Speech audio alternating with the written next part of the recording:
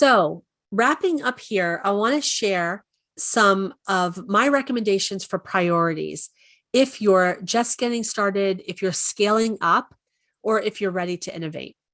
So if you're just getting started, there are a few areas that you really should pay attention to. One is the job descriptions. What do they say? How do they describe your company? Have you removed bias from them? Take a hard look at those job descriptions and be prepared to rewrite them.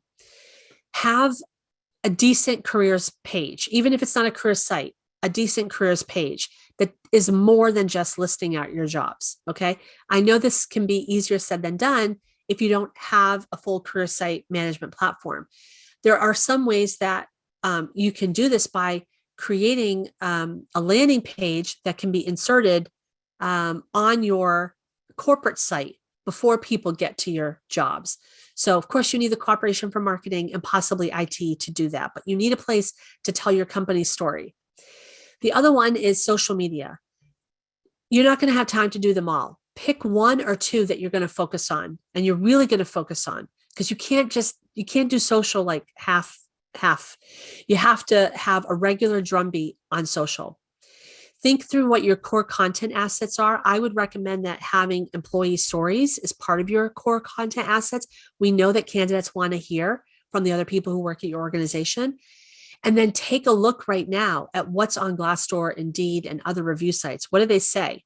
And get into the conversation. Prepare to reply to some of the reviews, the positive reviews, and of course, the negative reviews. If you're scaling up, start to think about your employer brand. It is really becoming a best practices for companies to have defined their employee value proposition.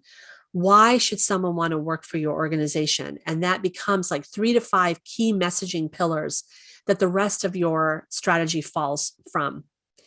Candidate experience. Is your candidate experience consistent between going from your career site, your corporate site to your career site? And what does that application process look like? Paid social. Monitor your social, the posts that are getting great engagement. If you have a little bit of budget, it doesn't cost a lot. Consider boosting or sponsoring some posts to get your content, which may be not just jobs content. It might be a great video of your employees, but sharing that out with a wider audience to increase your reach.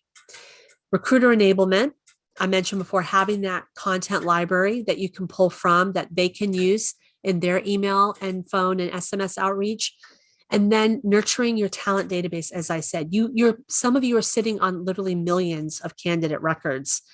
You've got to find a way to tap into that. It is like probably a no cost way to do it.